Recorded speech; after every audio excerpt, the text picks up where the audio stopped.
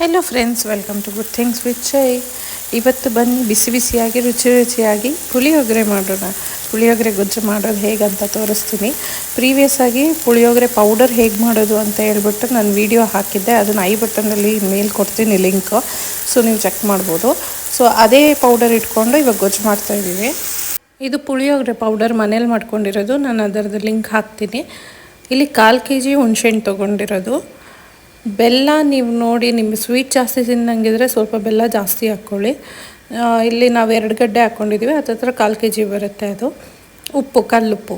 ಇದು ಹುಣಸೆಹಣ್ಣ ಬೆಳಗ್ಗೆಯಿಂದ ಅಂದರೆ ಒಂದು 3-4 ಅವರ್ಸ್ ನೀರಲ್ಲಿ ಹಿಂಗೆ ನೆನೆಸ್ಕೊಂಡು ಇಟ್ಕೊಂಡಿದ್ದೀವಿ.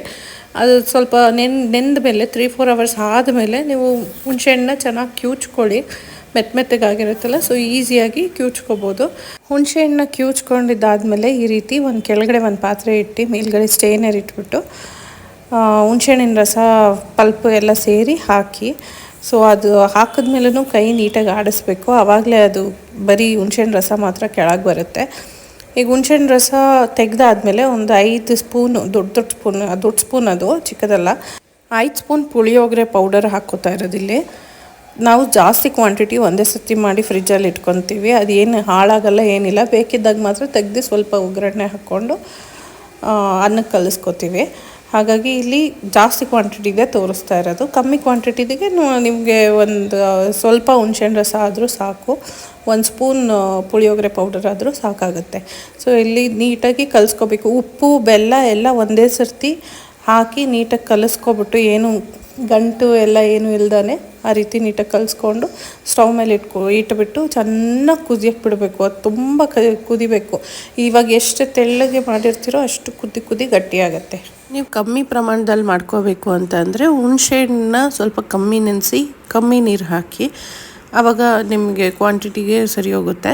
ನಾವಿಲ್ಲಿ ಜಾಸ್ತಿ ಮಾಡ್ತಾ ಇರೋದ್ರಿಂದ ನಾವು ಹುಣಸೆಹಣ್ಣನ್ನ 1/4 kgಗೆ ಸ್ವಲ್ಪ ಜಾಸ್ತಿ ನೀರು ಹಾಕ್ಕೊಂಡು ಅದಕ್ಕೆ 5 ಸೌಟ್ ಪೌಡರ್ ಹಾಕ್ಕೊಂಡಿದ್ದೀವಿ. ಎಷ್ಟು ತೆಳ್ಳಗಾಗುತ್ತೋ ಅಷ್ಟು ತೆಳ್ಳಗೆ ಕಲಿಸ್ಕೊಳ್ಳಿ. ಫಸ್ಟು ಕುದಿ ತಾನೇ ಗಟ್ಟಿ ಆಗುತ್ತೆ. ಅದು ಗಟ್ಟಿ ಆದಾಗ ಪುಳಿಯೋಗರೆ ಗೊಜ್ಜು ರೆಡಿ ಆಗಿದೆ ಅಂತ. ಎಷ್ಟು ಕುದಿಯುತ್ತೋ ಅಷ್ಟು ಚೆನ್ನಾಗಿರುತ್ತೆ ಅದು. ಸೊ ಆದಷ್ಟು ಕುದಿಯಕ್ಕೆ ಬಿಡಿ. ಇನ್ನೊಂದೇನಂತ ಅಂದರೆ ನೀವು ಅದನ್ನು ಫ್ರಿಜ್ಜಲ್ಲಿ ಕೂಡ ಸ್ಟೋರ್ ಮಾಡ್ಕೋಬೋದು. ಫ್ರಿಜ್ಜಲ್ಲಿ ಸ್ಟೋರ್ ಮಾಡಿದ್ರು ನೀವು 6 months ಇಟ್ಟರು ಏನೂ ಆಗೋಲ್ಲ. ನೋಡಿ, ಕುದಿ ಈ ಹದಕ್ಕೆ ಬರುತ್ತೆ. ಈ ಹದಕ್ಕೆ ಬಂದಾಗ ಪುಳಿಯೋಗರೆ ಗೊಜ್ಜು ರೆಡಿ ಇದೆ ಅಂತ ಅರ್ಥ. ಸೊ ಈ ಥರ ನೀವು ಒಂದು ಸರ್ತಿ ಟ್ರೈ ಮಾಡಿ. ಮೋಸ್ಟ್ಲಿ ಎಲ್ಲರೂ ಪ್ಯಾಕೆಟ್ ಪೌಡರು ಅದೆಲ್ಲ ಯೂಸ್ ಮಾಡಿರ್ತೀರ. ಈ ಥರ ಒಂದು ಸರ್ತಿ ಟ್ರೈ ಮಾಡಿ, ನಿಮಗೆ ಗೊತ್ತಾಗುತ್ತೆ. ಈಗ ಅದಕ್ಕೆ ಒಗ್ಗರಣೆ ಹಾಕೋಣ.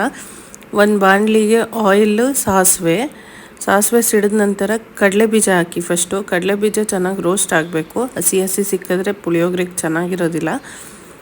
ಸೊ ಅದು ಕಡಲೆಬೀಜ ಚೆನ್ನಾಗಿ ರೋಸ್ಟ್ ಆದಮೇಲೆ ರೆಡ್ ಮೆಣಸಿನ್ಕಾಯಿ ಹಾಕಿ. ಅದು ಆಪ್ಷನಲ್ಲಿ ನಿಮಗೆ ಬೇಕಿದ್ರೆ ಹಾಕ್ಕೋಬೋದು, ಇಲ್ಲದೇ ಹೋದರೆ ಇಲ್ಲ. ಯಾಕಂದರೆ ಖಾರನ ಆಲ್ರೆಡಿ ನಾವು ಪುಳಿಯೋಗರೆ ಗೊಜ್ಜಲ್ಲಿ ಕೂಡ ಹಾಕಿರ್ತೀವಿ. ಸೊ ಇಲ್ಲಿ ನೀವು ನೋಡ್ಕೊಂಡ್ಬಿಟ್ಟು ಬೇಕೋ ಬೇಡವಾ ಅಂತ ನೀವು ನೋಡ್ಕೊಂಡು ಹಾಕ್ಕೊಳ್ಳಿ. ಕಡಲೆಬೀಜನ ಚೆನ್ನಾಗಿ ರೋಸ್ಟ್ ಮಾಡಬೇಕು ನೀವು. ಅದಾದಮೇಲೆ ಕಡಲೆಬೀಜ ಇನ್ನೇನು ರೋಸ್ಟ್ ಆಗ್ತಾಯಿದೆ ಅನ್ನೋವಾಗ ಕಡಲೆಬೇಳೆ, ಉದ್ದಿನಬೇಳೆ ಎರಡೂ ಹಾಕಿ ಅದನ್ನು ಚೆನ್ನಾಗಿ ಫ್ರೈ ಮಾಡಿ. ನೀವು ಗೊಜ್ಜಿಗೆ ಫಸ್ಟೇ ಒಗ್ಗರಣೆ ಬೇಕಾದರೂ ಹಾಕಿಟ್ಕೋಬೋದು, ಇಲ್ಲದಾದರೆ ಬರೀ ಗೊಜ್ಜು ಮಾತ್ರ ಇಟ್ಕೋಬೋದು. ಅದು ನಿಮಗೆ ಬಿಟ್ಟಿದ್ದು. ಏನು ಒಗ್ಗರಣೆ ಹಾಕಿಬಿಟ್ಟು ಇಟ್ಟರೆ ಏನಾಗುತ್ತೆ ಅಂದರೆ ಕಡಲೆಬೀಜ ಎಲ್ಲ ಮೆತ್ತಗಾಗುತ್ತೆ. ಸೊ ಅಷ್ಟು ಟೇಸ್ಟ್ ಇರೋದಿಲ್ಲ. ನಿಮಗೆ ಯಾವಾಗ ಬೇಕೋ ಆವಾಗ ಒಗ್ಗರಣೆ ಹಾಕ್ಕೋಬೋದು, ಚೆನ್ನಾಗಿರುತ್ತೆ. ಮತ್ತು ಇಲ್ಲಿ ಕರ್ಬೇವಿನ ಸೊಪ್ಪು ಹಾಕ್ತಾಯಿದ್ವಿ. ಕರ್ಬೇವಿನ ಸೊಪ್ಪು ಅಷ್ಟೇ ತುಂಬ ಟೇಸ್ಟ್ ಎನ್ಹಾನ್ಸಿಂಗ್ ಇರುತ್ತೆ, ಚೆನ್ನಾಗಿರುತ್ತೆ. ಇವಾಗ ನಮ್ಮದು ಒಗ್ಗರಣೆ ರೆಡಿಯಾಗಿದೆ. ನಾವು ಇಲ್ಲಿ ಗೊಜ್ಜನ್ನ ಒಗ್ಗರಣೆಗೆ ಹಾಕ್ಕೊತಾ ಇದ್ದೀವಿ. ನಿಮ್ಗೆ ಎಷ್ಟು ಬೇಕೋ ಅಷ್ಟು ಹಾಕ್ಕೋಬೋದು. ನಾನು ಹೇಳ್ದಂಗೆ ಫಸ್ಟೇ ಒಗ್ಗರಣೆ ಹಾಕಿಡಬೇಡಿ. ನಿಮಗೆ ಯಾವಾಗ ಬೇಕೋ ಆವಾಗ ಮಾತ್ರ ಒಗ್ಗರಣೆ ಹಾಕ್ಕೊಳ್ಳಿ, ಆವಾಗ ಚೆನ್ನಾಗಿರುತ್ತೆ. ಇಲ್ಲದೆ ಹೋದರೆ ಅದೇ ಒಂಥರ ಎಲ್ಲ ಸಾಫ್ಟಾಗಿ ಮೆತ್ತಗಾದಂಗೆ ಇರುತ್ತಲ್ಲ, ಅಷ್ಟು ಚೆನ್ನಾಗಿ ಅನಿಸಲ್ಲ. ನೀವು ಇನ್ನೊಂದು ಈ ಥರ ಮಾಡಿ ಇಟ್ಕೊಳ್ಳೋದ್ರಿಂದ ಅರ್ಜೆಂಟಲ್ಲಿ ಆಫೀಸು, ಸ್ಕೂಲು ಇದೆಲ್ಲಕ್ಕಾದರೂ ಲಂಚ್ ಬ್ಯಾಗಿಗೆ, ಬ್ರೇಕ್ಫಾಸ್ಟಿಗೆ ಕ್ವಿಕ್ಕಾಗಿ ರೆಡಿ ಮಾಡ್ಕೊಬೋದು. ಜಸ್ಟ್ ಅನ್ನ ಮಾಡಿಕೊಂಡ್ರೆ ಆಯಿತು. ಅನ್ನ ಮಾಡಬೇಕಾದ್ರೂ ಅಷ್ಟೇ ನೀರು ಕಮ್ಮಿ ಇಟ್ಕೊಳ್ಳಿ. ಉದ್ರಾಗಿ ಅನ್ನ ಬೆಂದರೆ ಪುಳಿಯೋಗರೆಗೆ ತುಂಬ ಚೆನ್ನಾಗಿರುತ್ತೆ. ಸೊ ಅದನ್ನು ನೋಡ್ಕೊಂಡ್ಬಿಟ್ಟು ಅನ್ನ ಉದ್ರಾಗಿ ಮಾಡ್ಕೊಳ್ಳಿ. ಇಲ್ಲಿ ನಮ್ಮದು ಗೊಜ್ಜು ರೆಡಿಯಾಗಿದೆ. ಆ ಗೊಜ್ಜಿಗೆ ಫಸ್ಟ್ ಅನ್ನ ಮಾಡ್ಕೊಂಡಿರ್ತೀವಲ್ಲ, ಆ ಅನ್ನಕ್ಕೆ ಉಪ್ಪು, ನಿಮ್ಗೆ ಎಷ್ಟು ರುಚಿಗೆ ಬೇಕೋ ಅಷ್ಟು ನೋಡ್ಕೊಳ್ಳಿ. ಗೊಜ್ಜಿಗೆ ಆಲ್ರೆಡಿ ನಾವು ಸ್ವಲ್ಪ ಉಪ್ಪು ಹಾಕಿರ್ತೀವಿ ಗೊಜ್ಜು ಮಾಡಬೇಕಾದ್ರೆ. ಅದನ್ನು ನೋಡ್ಕೊಂಡ್ಬಿಟ್ಟು ಅನ್ನ ಕಲಿಸ್ಕೋಬೇಕಾದ್ರೆ ಸ್ವಲ್ಪ ಟೇಸ್ಟ್ ನೋಡ್ಕೊಂಡ್ಬಿಟ್ಟು ಉಪ್ಪು ಹಾಕ್ಕೊಳ್ಳಿ.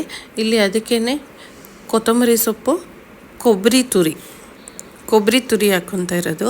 ನಾವು ಗೊಜ್ಜಿಗೆ ಹಾಕ್ತಾಯಿಲ್ಲ, ಒಗ್ಗರಣೆಗೆ ಹಾಕ್ತಾಯಿಲ್ಲ, ಡೈರೆಕ್ಟಾಗಿ ಅನ್ನದ ಜೊತೆಗೇ ಮಿಕ್ಸ್ ಮಾಡ್ತಾಯಿದ್ದೀವಿ. ಎಲ್ಲ ಹಾಕಿ ನೀಟಾಗಿ ಕಲಿಸ್ಕೊಳ್ಳಿ, ತುಂಬ ಚೆನ್ನಾಗಿರುತ್ತೆ. ಈ ರೆಸಿಪಿ ಟ್ರೈ ಮಾಡಿ. ಈ ರೆಸಿಪಿ ನಿಮ್ಗೆ ಇಷ್ಟ ಆಗಿದ್ರೆ ಪ್ಲೀಸ್ ಲೈಕ್ ಮಾಡಿ, ಶೇರ್ ಮಾಡಿ, ಕಮೆಂಟ್ ಮಾಡಿ ಆ್ಯಂಡ್ ಪ್ಲೀಸ್